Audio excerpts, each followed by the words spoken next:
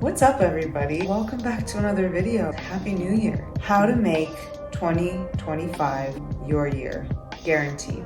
If you do this one thing, it's going to be your year. Not only that, it's going to be your year every year. The way is not difficult for those who have no preferences. I think this is a really lovely quote that I recently heard. How to have a really good day, a really good life, a really good year. To make 2025 your year is to not have preferences. I must elaborate. Obviously, as human beings, we have opinions and we have preferences, but there's nothing wrong with that. The problem becomes when we get very attached. We have very strict and rigid ideas of what we think is good for us, and a lot of times we're wrong.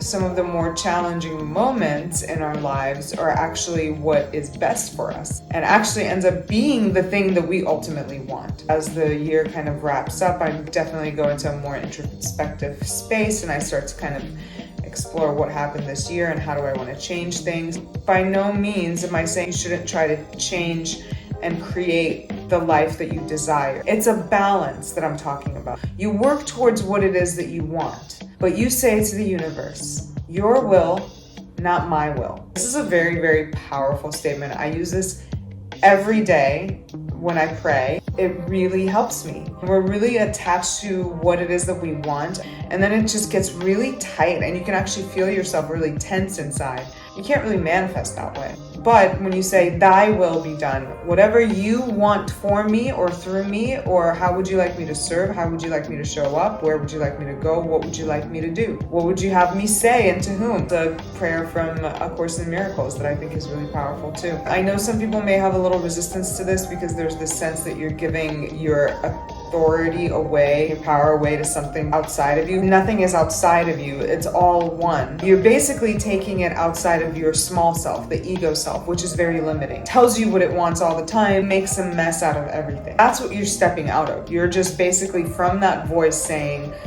universe, what is it that you want for me and through me? I surrender to you and I know that you will bring me exactly where I need to go. And whatever is for my highest good. That's something Louise Hay used to say a lot. Whatever is happening for my highest good. That's also a really powerful thing to say. Arm yourself with some of these really, really powerful statements and really feel them. Guarantee that you're gonna have an amazing year. No matter what happens, I know everything is happening for my highest good. The universe is taking care of it, and I know that no matter what it looks like in the moment, it is something that I ultimately want. Sometimes we can pray for something specific and actually have it be manifesting, but it doesn't quite look like what it is that we prayed for. You asked for this.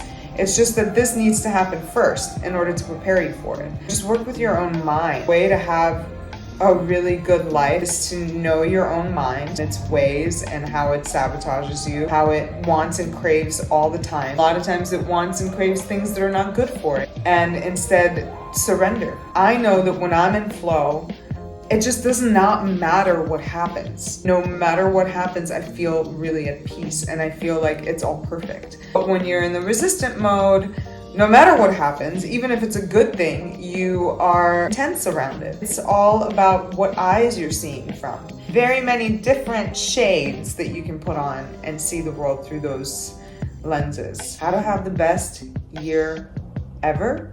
Just trust that it's gonna be exactly what you need.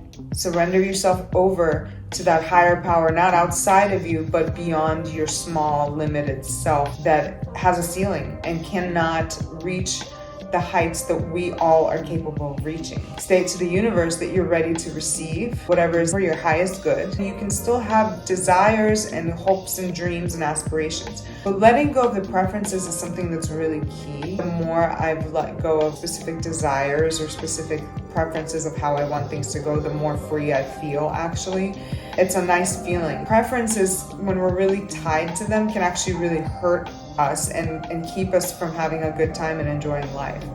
Work on yourself and being able to just let go and surrender your will over to the universe and trust that it's all going to work out exactly the way it should.